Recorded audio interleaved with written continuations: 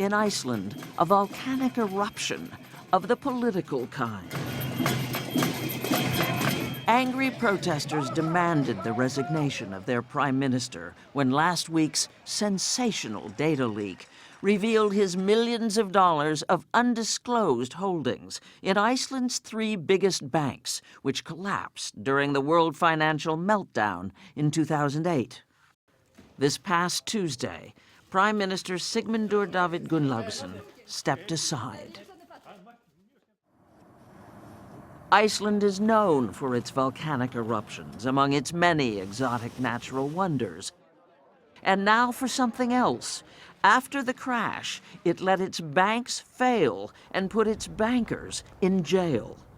When the 3 big Icelandic banks collapsed, all 3 would have ranked among the 10 largest bankruptcies in U.S. history had they been U.S. companies.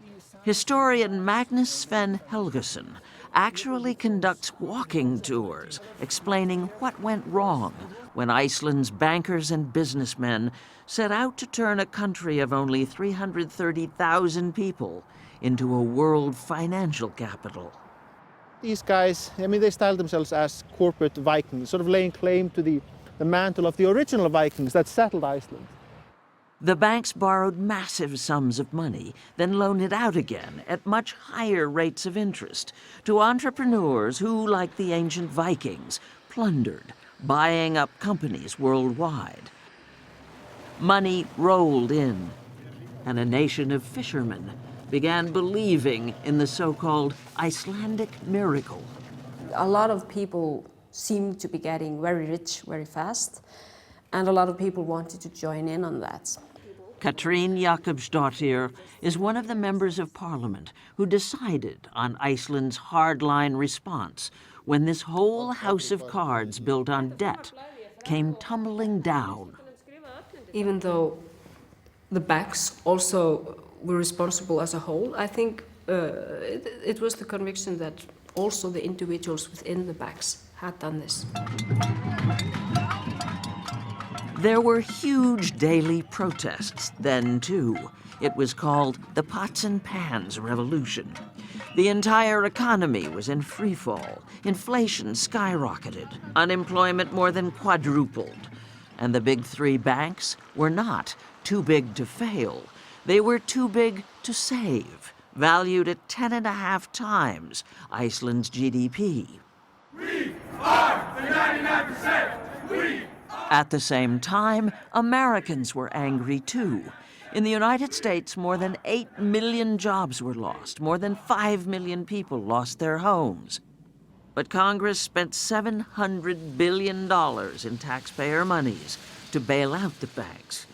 And their executives kept right on collecting their high salaries and bonuses. Exactly 1 U.S. banker went to jail, trader Karim Saragelden.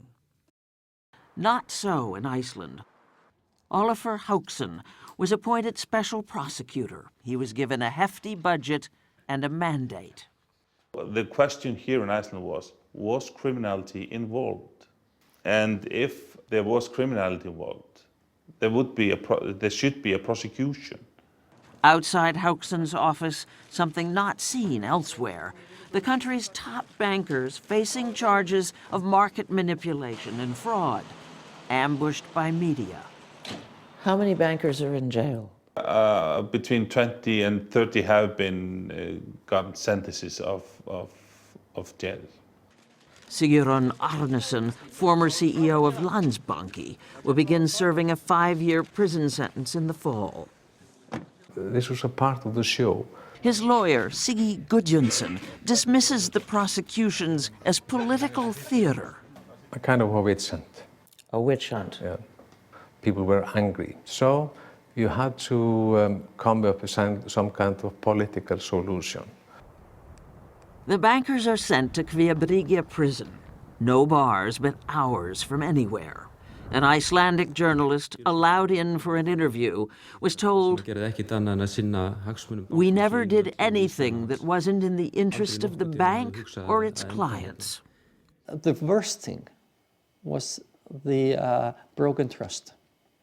Information security consultant Marin Onjelsen was one of thousands of property owners who lost homes. And that's why nobody feels pity for the bankers in the jail, because they cheated on us. You know, they told us lies. They covered up, and we were the one that were paying for it. Iceland's economy has recovered, and how it dealt with its banks and bankers has taken on a kind of neat, mythical, they did it right quality for many people. But here, as last week's events make plain, the anger remains, ready to erupt at any time.